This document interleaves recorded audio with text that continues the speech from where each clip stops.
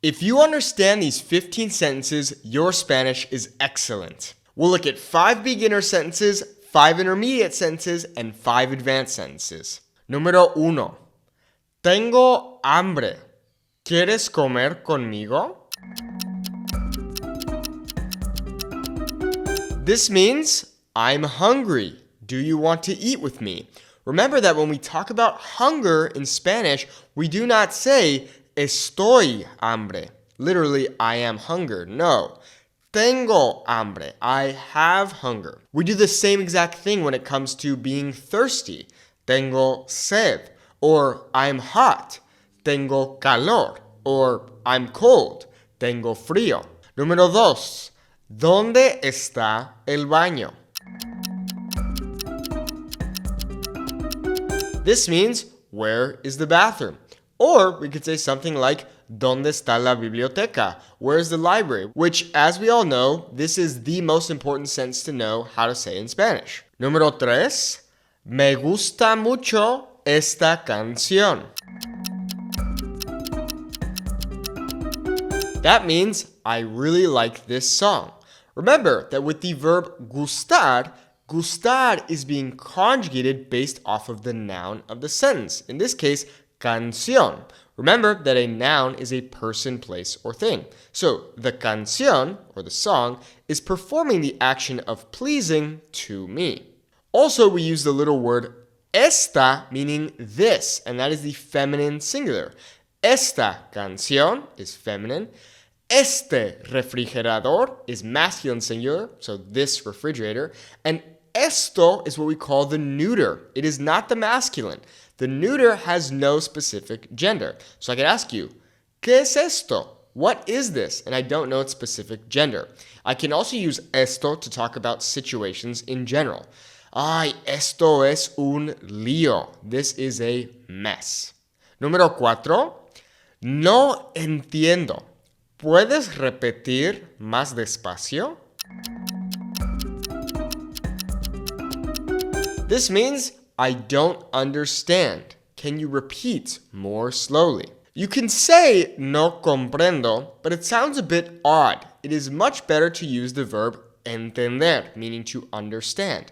No entiendo. I don't understand.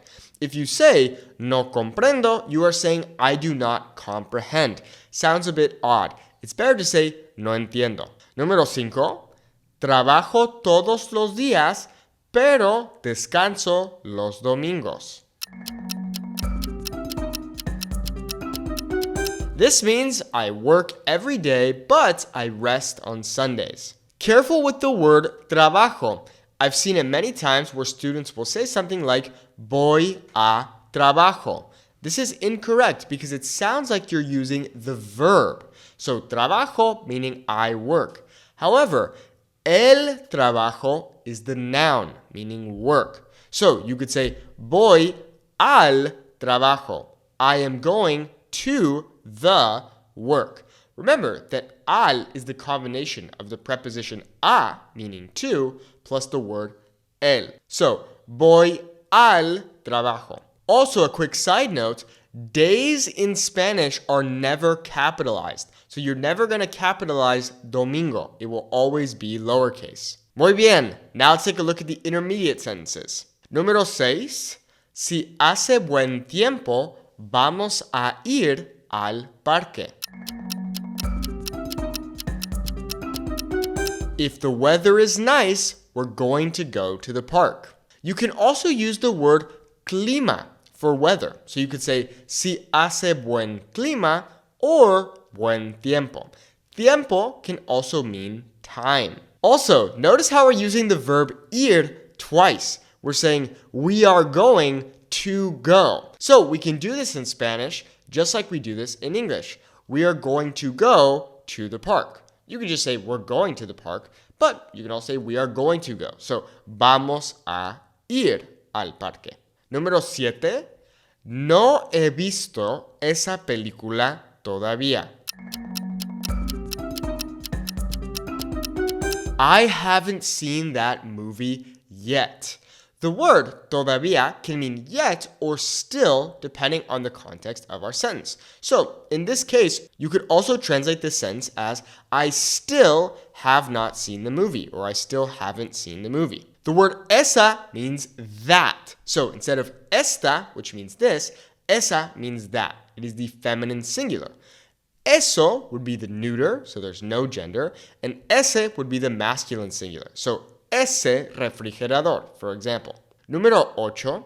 Me cuesta levantarme temprano, especialmente los lunes. This means it's hard for me to get up early, especially on Mondays. The phrase me cuesta means that it is hard for you to do something. Me cuesta despertarme temprano. Or me cuesta tocar la guitarra. It's hard for me to play the guitar. Also, notice how we say los lunes. Los lunes makes it plural, so on Mondays. Whereas el lunes would just be Monday. So I could say to you, nos vemos el lunes. I'll see you on Monday. Or I could say that a friend of mine and I see each other every Monday. Él y yo nos vemos los lunes. He and I see each other on Mondays. Número 9. Estoy aprendiendo español para poder hablar con mis amigos. This means I'm learning Spanish so I can talk with my friends. Estoy aprendiendo is what we call the present progressive in Spanish. And this is simply the ing equivalent of verbs in English. So running, laughing, eating, and so on. Also, please note that the word para many times can take on the translation into English of in order to. So in order to be able to talk to my friends. This could also translate just as to or for, but it's very common that para will take on the translation of in order to. Número 10. Aunque estaba cansado, terminé todo mi trabajo. Even though I was tired, I finished all of my work. Aunque can take on that translation of even though or although. Also, notice how we're using the imperfect and then the preterite. So estaba and then terminé, which is in the preterite. It is very common in Spanish to use the imperfect, which is an ongoing action in the past, in conjunction with the preterite. So, for example, estaba haciendo mi tarea cuando mi papá me llamó, which is preterite, which is a one-time action in the past. If you're not sure whether you should use the imperfect or the preterite in a given sentence, I recommend that you use the imperfect because a native Spanish speaker will still understand what you're trying to say. However, remember, the imperfect is for ongoing things in the past, something like I was cooking, or I used to cook, or I would cook. Careful, don't confuse this with I would cook for you, but I don't have money. That's different. That's a conditional. So, imperfect, I was cooking, I used to cook, I would cook in the past tense. Or the preterite, which would be something like I cooked. It happened once and it's over. Now let's take a look at our final 5 advanced sentences. Ojalá que me hubieras dicho la verdad desde el principio. This means I wish you had told me the truth from the beginning. Ojalá can take on many different translations into English. I wish, I hope, hopefully. It can even take on the translation of God willing. Ojalá actually comes from Arabic. You may have heard the Arabic word Allah, meaning God. That is where this word comes from. And we actually have many words in Spanish that come from Arabic. Words like azúcar, meaning sugar, or almohada, meaning pillow. It's pretty cool to see the mixing of cultures. Remember that Spain used to be ruled by the Moors, and then it took the Spaniards more than 400 years to reconquer the Iberian Peninsula. Número 12. No creo que él se dé cuenta de lo que está pasando. This means I don't think he realizes what is happening. So here we have the interesting phrase darse cuenta de, which is to realize something. However, here we're using the subjunctive mood. The reason we use the subjunctive, which essentially is implying doubt, is because I'm saying no creo que. When I make this negative and I say no creo que, from my perspective and in my reality, this is not true. And therefore, the subjunctive is used. There is doubt. So, no creo que él se dé cuenta. De instead of da. If I want to make this into the indicative mood, which is for things of fact, then I could take this from a negative sentence into an affirmative sentence. So instead of saying no creo que, I could say creo que. And now, in my reality, this is true. So I could say something like creo que él se da cuenta de, instead of saying no creo que se dé cuenta de. Also, we have that interesting little phrase lo que. Many students get confused. When do we use lo que versus que? Use lo que when making a statement and use que when asking a question. That is the easiest explanation. So, lo que está pasando. We're not asking a question. I'm just saying, I don't think he knows what's happening. That's a statement. However, if I were to be asking a question, then I could use que. Número 13. Me habría encantado viajar más cuando era joven. This means I would have loved to travel more when I was young.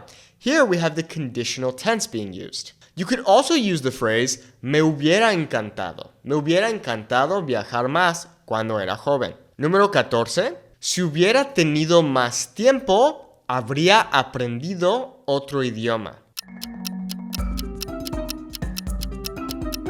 If I had more time, I would have learned another language. It's common that we will use the imperfect subjunctive, which is this idea of hubiera, in conjunction with the conditional tense. So, if this were to have happened, then I would have loved to whatever. So, si hubiera tenido más tiempo, habría aprendido otro idioma. And our final sentence, a pesar de todo lo que pasó, seguimos siendo amigos.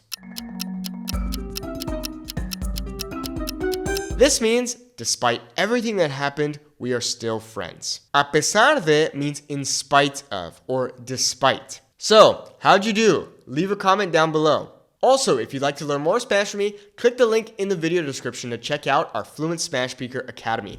Our goal is to help you have a 10-minute Spanish conversation in 90 days without feeling unconfident. Check it out by clicking the link in the video description. Muchas gracias. Hasta luego.